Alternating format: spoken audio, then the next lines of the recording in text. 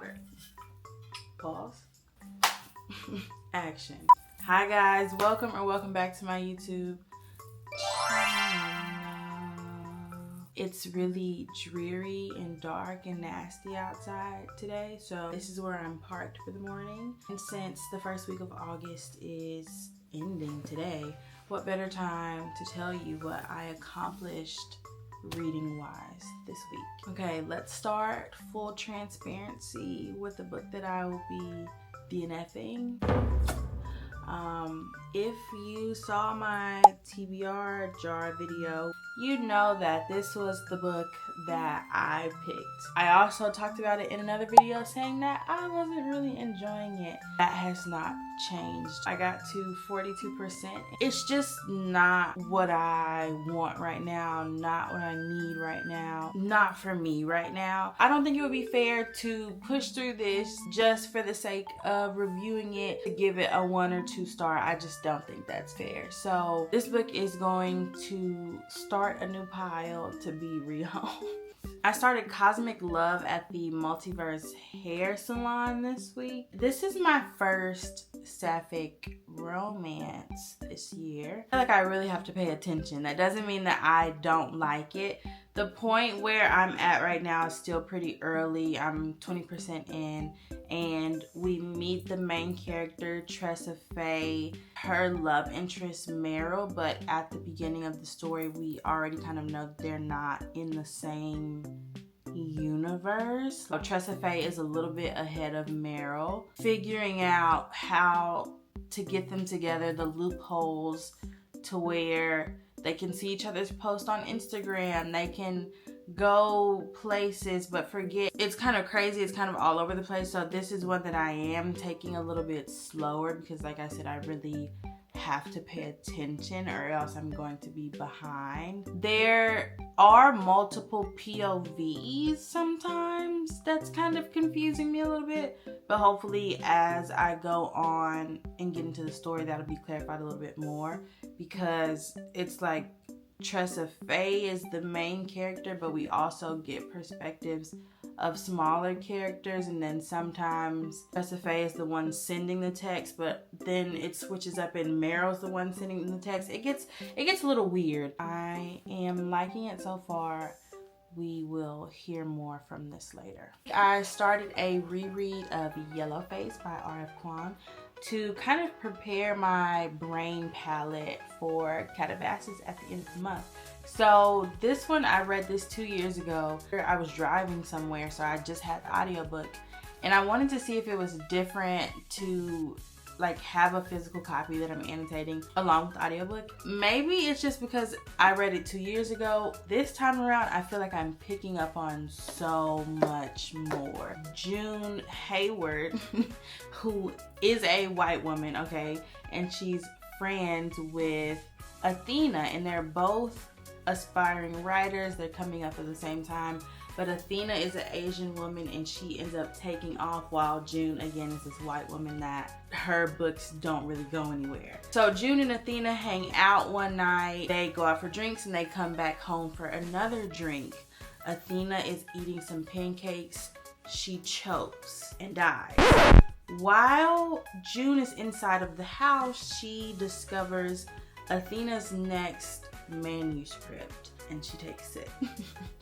She takes it, and this essentially is a story about a white woman making racism like something that applies to her. It's exactly how I would picture a white woman doing this. Like everything that June does and says and thinks, it's like, yeah. June takes this stolen manuscript and she pitches it and everybody loves it, right? And it's starting to blow up. They are asking her, June, hey, do you think you might want a sensitivity reader for this story since you are not a Chinese American woman? She says, no, I don't need that. So Candace is standing up for this and saying, hey, I really think that we should get a sensitivity reader for this. And then the way June shut that down and ultimately Candace was removed from the project, Candace, another woman of color, which was just crazy. So everything that June has done has been like systematic. There are so many things that I'm picking up on with this read that I didn't the first time. I've been taking like some really detailed notes. I might just do like a full in-depth thematic review of this book. I recommend it. With most of her books, I think there's this theme of a group of people not liking it. Maybe the shoe might have fit a little too well. I mean, you can't hate the messenger. Maybe the shoe just fit a little too well, and that's why some people didn't enjoy this book. Maybe it just held up a mirror a little too close to what reality looks like, and people didn't like that. More on Yellowface later. Now, I have been saving the last 10 minutes of the bright years because I knew I've been having some interesting thoughts throughout my read. I'm gonna finish it right now, and then I'll come back, give you my full review, give you my thoughts.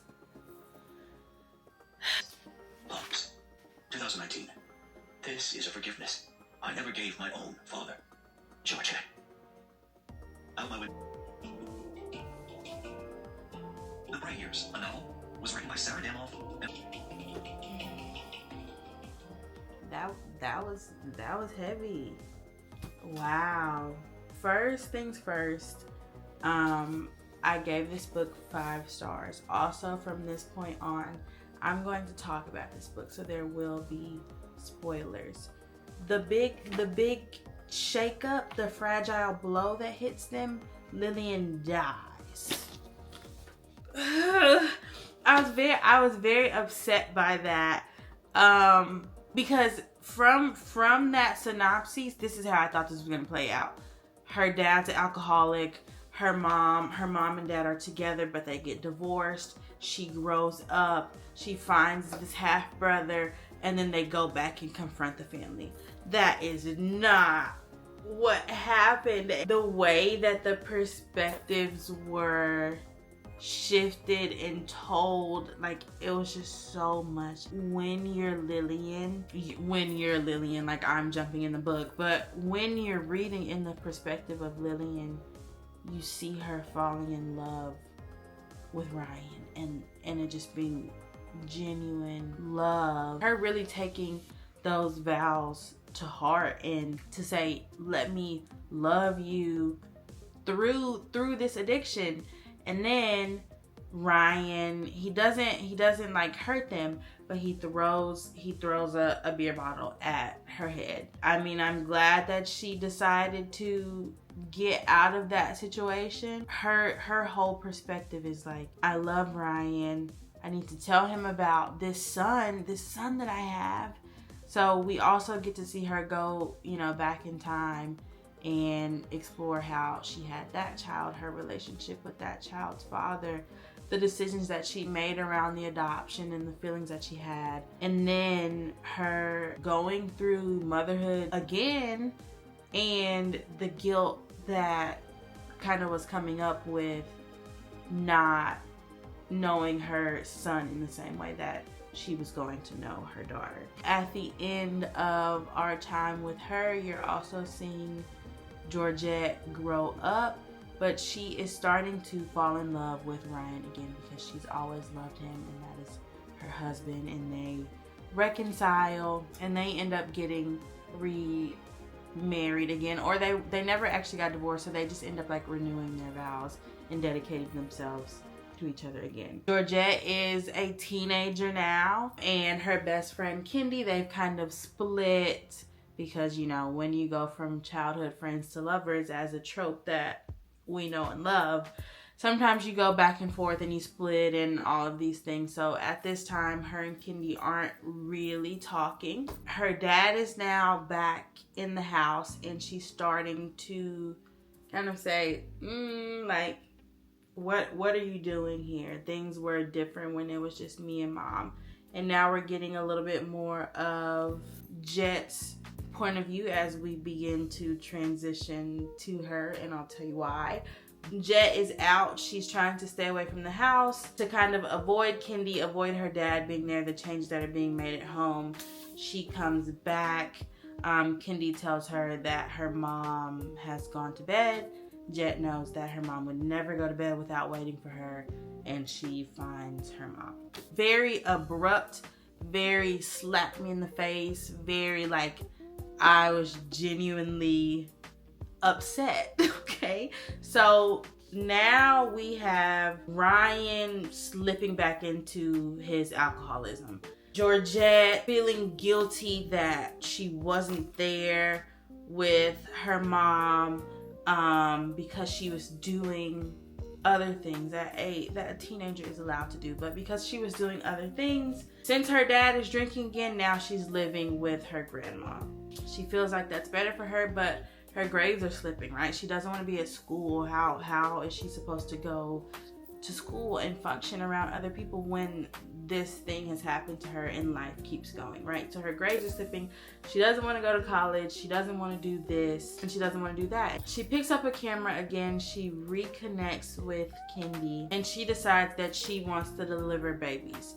Also, while we spend time with Georgette, we meet her half-brother. He reaches out and basically says, you know, I was very happy being adopted. I always knew that I was adopted.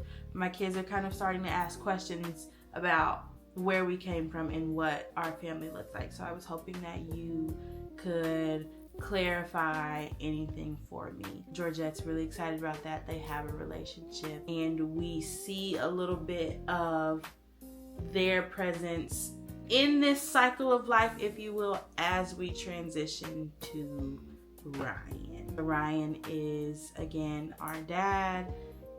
We've seen Georgette grow up. She's now happy with Kendi. They're expecting a child. He shows up to the hospital.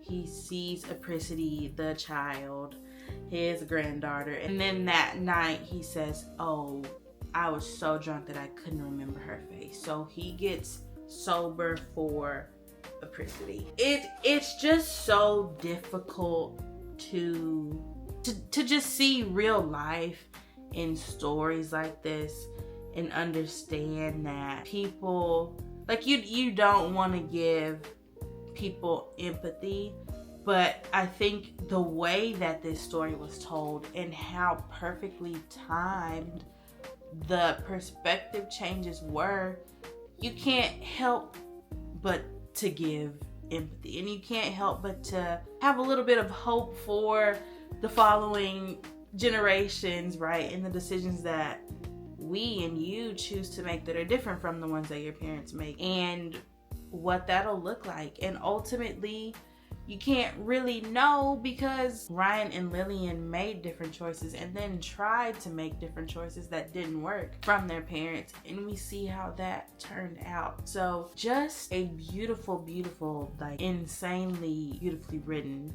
life and grief and consequences and forgiveness, perspective taking, and empathy. I loved it. Maybe at some point I can get more cohesive thoughts together from finishing. Every character made human decisions, and you can't help but to empathize with human decisions. Ryan, though, I have to say, is like my least favorite, but I think that we got to see his redemption arc again at the end through his granddaughter. I just and maybe I'm projecting. I just wish there would have been more of a chance for a better relationship with Georgette, and I just think she got the worst of it, and he acknowledges that at the end, but it's also like you got to live with that and then come to terms with it at the end. And Georgette has to live with that for the rest of her life, but also color in this outline that you left on your granddaughter and make you this positive figure. So it's just, I don't know, man. Those are my thoughts. 5 stars. I loved it. I recommend it. Let me know if you've read any of these, if you have, what your thoughts were. Also, let me know if you want to see a more deep dive into Yellowface as I finish that. Links to my TikTok, Instagram, and Goodreads are in the description down below. Make sure that you're following me on those platforms. I'm going to quickly pick up something else so that I don't slip into a reading slump, but I will see you guys in the next video. Because it made her giggle. Playing from iPhone. Chet's house, where sometimes got fans and whip a root. Alexa, disconnect from iPhone. Now disconnected from iPhone. That was kind of scary. I didn't know it did that. But